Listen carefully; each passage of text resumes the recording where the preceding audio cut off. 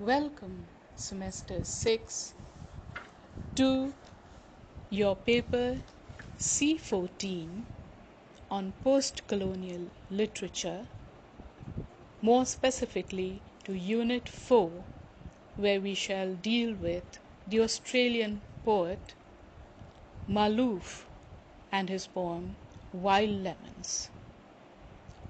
I am Dr. Samira Sinha, your teacher of English Honours, Department of English, Jagannath Nagar College, Dhurwa.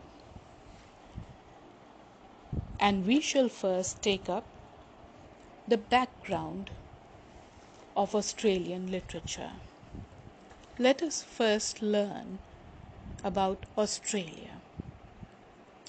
Australia is the smallest of continents and the largest of islands, fifth among the world's nations in area, and had indigenous people living there for thousands of years before the British claimed the land as terra nullius, or empty land, a land without ownership, following Captain James Cook's invasion in the island in 1788. It established a penal colony there and named it New South Wales. By penal, we mean that many convicts were offloaded from the shores of England and settled in this land, which they claimed to be terra nullius, or land belonging to no one. Other colonies of the British Empire were gradually added, such as Tasmania in 1825, Western Australia in 1829, South Australia in 1836, Victoria in 1851, and Queensland in 1859. They had their separate constitutions till January 26, 1901, when the several states decided to come together and form a federation under the Commonwealth of Australia. Now, for a long time, the narration of the history of Australia began with Cook's invasion, and the Aboriginal people, who were original settlers of the land, who owned the land, were considered mere wards of the state rather than as full citizens in their own right. It was only in 1967, after a national referendum, where 90% of the white population voted in their favor, that the Aboriginal people got citizenship rights or voting rights. Initially, Australia followed a white-only immigration policy, but the years from 1947 to 1964 witnessed a policy of assimilation of Chinese war refugees, for instance, and later of integration from 1964 to 1973. In 1973, the Whitlam government declared Australia as a multicultural society, and ever since the country has tried to maintain that character in letter and spirit, that is, its multicultural identity. These changes in the national policies have had a decided impact on the way the history of Australia is being told and the literary voices that are gaining precedence in recent times. The starting points in the narration of the history of Australia no longer necessarily erase the Aboriginal narratives that existed before the arrival of the colonizers. What was originally presented in many mainstream white historical narratives as a peaceful settlement stands revealed as a traumatic invasion that led to the intentional and unintentional decimation of large numbers of Aborigines through conflict, disease, and so-called welfare policies. The impact of later immigration policies on socio-cultural atmosphere as well as the change in attitudes to women in Australian society too is being reflected in the literary canons of Australia. Now, oral traditions within the Aboriginals as well as the white settler communities of Australia formed the bedrock of early Australian writing.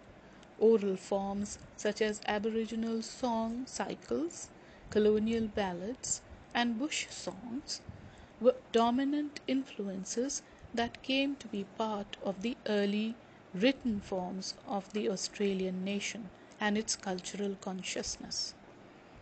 At its formative stage of the Australian nation, as we know it today, categories of writing that would not necessarily be considered literature in the traditional sense, such as letters, journals, and travelogues, formed a significant corpus of work that represented or gave insight into the construction of the sense of an Australian identity.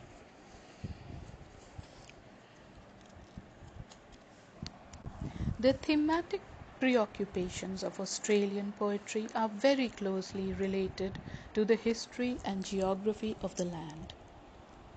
A short overview of these two realities are necessary before embarking on a discussion of the main thematic concerns of the Australian poets.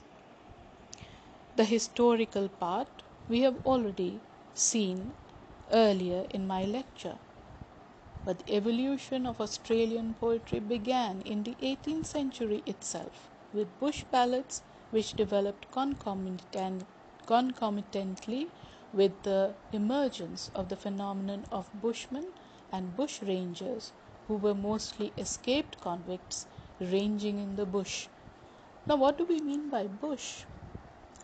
The outback or unclaimed land, wild land in Australia is referred to as the bush. There were huge tracts of these, large tracts of these such lands, and they were referred to as bush or the outback. There will be constant references to these in the literary output of the Australian nation. The further growth of the Australian poetry can be studied through three distinct phases of development. The first phase was the Colonial Period, from the beginning to the late 19th century. The second phase is the period of national independence from the 1980s to World War I. And the third phase is the period from the 1920s to the present, in which both the colonial and national outlooks were absorbed into a more diverse and balanced pattern. Certain broad areas of thematic preoccupation have been common to all the above-mentioned phases, and they are: first, the Australian land, which includes a concern with the people and the Australian flora and fauna. Second, the Australian identity, which includes the colonial consciousness, the sense of alienation experienced by the settlers, the phenomenon of mateship, and the development of feeling of nationalism. Third theme is the voice of the Aborigine, and the fourth theme, the women's voices. Let us take up the first theme, the Australian land. The Australian land has been a dominant preoccupation among the poets of Australia right from the beginning. For the pioneer Australian poets, the land that they encountered was strange and uncouth. They tried to express this experience in their verses. They talked about its emptiness, sameness, distances, and extremes of climate. In fact, the land was, for the first Australian occupants, a symbol of torture and penalty. Francis McNamara, a convict and poet, expresses this idea in his verses. Baron Field, a judge of New South Wales, expresses this emotion in the following lines of his poem, The Kangaroo. He writes, For this fifth part of the earth, which would seem an afterbirth, not conceived in the beginning, but emerged at the first sinning, when the ground was therefore crust, and hence this barren wood. However, gradually a sense of wonder at the grandeur of Australia's natural setting also developed among the poets born in the country itself. Emily Manning was the first to express this emotion. In the poem From the Clyde to Braidwood, she has said, "Now a barren length of tall straight eucalyptus, till again a babbling voice is heard, and through green banks of emerald fern and mossy rocks the currawong dances o'er a pebbly bed, in rippling clearness or with cresting foam, splashes and leaps in the snowy cascade steps." It is true, and is also natural, that the Australians of the 19th century adopted the poetic forms practiced in their ancestral and land England while writing poetry. They used the 18th century English poetic tradition or diction while talking about the local experience and the apparently hostile conditions. At the same time, it is also true that when it came to poetic content, they attempted to assimilate into the language the physical features of their adopted land. You will notice the same magic in Malouf's Wild Lemons.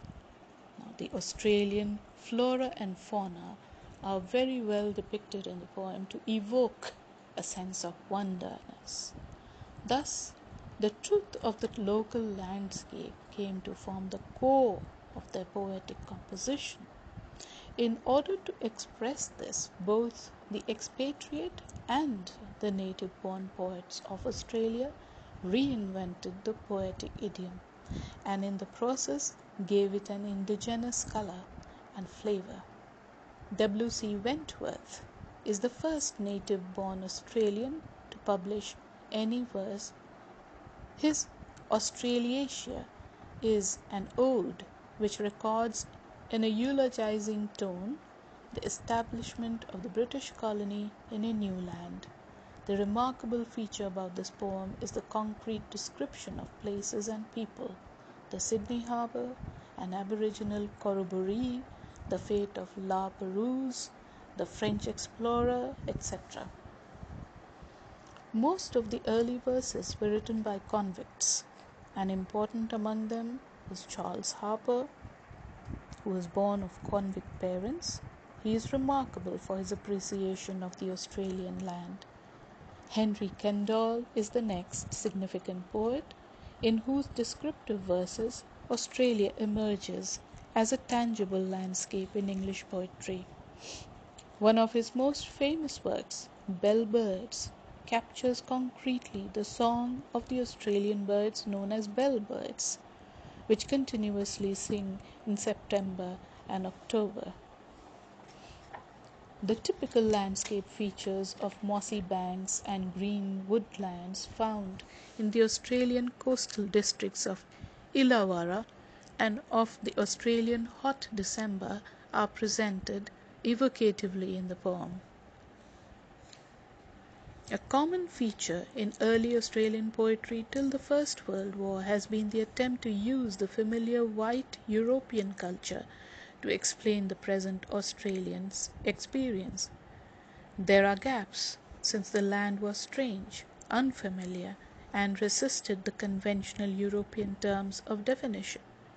In order to overcome this resistance, the Australian poets wrote about familiar features of their land, the flora and fauna, so that a cultural significance could be given to these images, and they could be explained.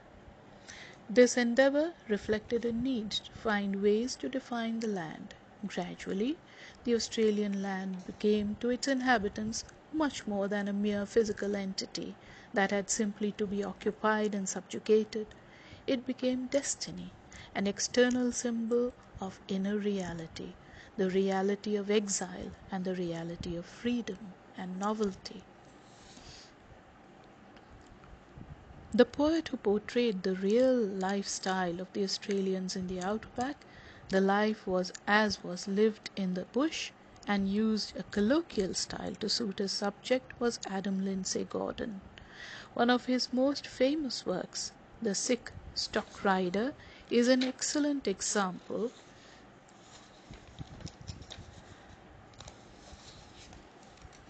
of the kind of verses he wrote.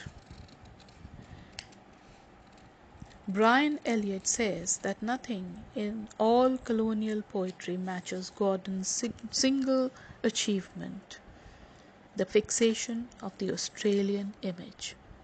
The poem presents the narrative of a dying stockman and includes in its discourse the creed of mateship and the laconic acceptance of whatever life or death may offer in the typical bush style. Mateship is something you must be wondering about. It simply meant a companion in the vast Australian outback, bush, where for miles together one would find nothing or nobody. And the mate is the one who would give not just companionship, but also serve and give succor, and became an integral part of the outback existence. However, this was predominantly male-oriented, and later women writers who felt that they had been left out tried to arrive at a true understanding of the land and its natural state by approaching it not simply as an object but as action of the spirit. It is one of the major themes in the works of Judith Wright, who came later, and she, in her early works, is the alienation of the colonial sensibility from the spirit of the land. Her thematic interest in the land takes on the form of outrage expressed at war, an anxious concern for environmental protection, and anger aimed at the colonial society for having committed crimes against the land and its original inhabitants. Her concern with the aborigines is expressed in the following lines of a poem, Niggers Leave New England. She writes, "Did we know their blood channeled our rivers, and the black dust our crops ate was their dust? Oh, all men are one at last. We should have known.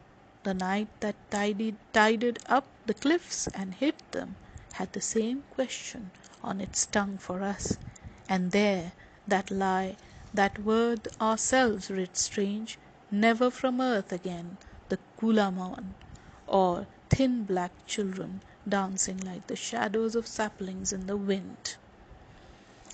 Judith Wright reveals a mystical strain in her poetry, since she does not remain an observer but an active creator of forms. Semester 6, this will be all for this particular edition of lecture on the background of Australian poetry. There will be more in my next lecture till we reach Malouf's poem Wild Lemons, which is there in Unit 4 of C14. See you in my next lecture. Good day.